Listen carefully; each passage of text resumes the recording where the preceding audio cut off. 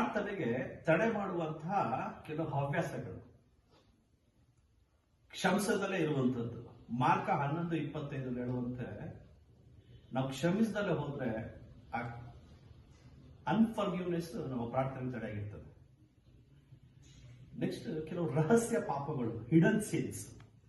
ಕೀರ್ತನೆ 66:18 ಹೇಳುವ ಹಾಗೆ ಕೆಲವು ರಹಸ್ಯ ಪಾಪಗಳು ನಮ್ಮ ಪ್ರಾರ್ಥನೆಗೆ ತಡೆಯಾಗಿರ್ತದೆ. ನಂತರ ದುರಾಭಿಪ್ರಾಯಗಳನ್ನ ಇಟ್ಕೊಂಡು ಪ್ರಾರ್ಥನೆ ಮಾಡುವಂಥದ್ದು, ರಾಂಗ್ ಮೋಟಿವ್ಸ್. ಯಾಕೋಬ 4ನೇ ಅಧ್ಯಾಯ 3ನೇ ವಾಕ್ಯದಂತೆ ನಮ್ಮ ದುರಾಭಿಪ್ರಾಯ ಇಟ್ಕೊಂಡು ಪ್ರಾರ್ಥನೆ ಮಾಡಿದಾಗ ಆ ಪ್ರಾರ್ಥನೆಗೆ ಉತ್ತರ ದೇವರು ಕೊಡೋದಿಲ್ಲ. ದೇವರ ವಾಕ್ಯವನ್ನ ತಾತ್ಸಾರ ಮಾಡುವಂಥದ್ದು, ನೆಗ್ಲೆಕ್ಟಿಂಗ್ ಗಾಡ್ಸ್ ವರ್ಡ್. ಕೀರ್ತನೆ 28:9.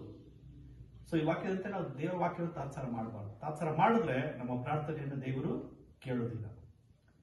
ನಂಬಿಕೆ ಇಲ್ಲದಿರುವುದು. ಯಾಕೋಬ 1ನೇ ಅಧ್ಯಾಯ 6 ಮತ್ತು 7ನೇ ವಾಕ್ಯದ ಪ್ರಕಾರ ಸಂದೇಹ ಪಡುವ ಪ್ರತಿಯೊಬ್ಬನ ಪ್ರಾರ್ಥನೆ ದೇವರು ಕೇಳೋದಿಲ್ಲ. ಸೊ ಅದಕ್ಕೆ ನಂಬಿಕೆ ಇದೆ. 2 ಕೊರಿಂಥ 7:14 ಹೆಮ್ಮೆ, ಪ್ರೈಡ್. ಸೊ ನಾವು ಪ್ರೈಡ್, ಹೆಮ್ಮೆಯಿಂದ ಇರುವಾಗ ನಮ್ಮ ಪ್ರಾರ್ಥನೆ ದೇವರು ಕೇಳೋದಿಲ್ಲ.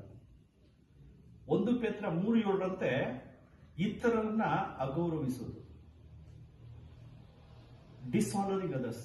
ಸೊ ಈ ರೀತಿ ಇದ್ರೆ ನಾವು ನಮ್ಮ ಪ್ರಾರ್ಥನೆ ದೇವರು ಕೇಳೋದಿಲ್ಲ.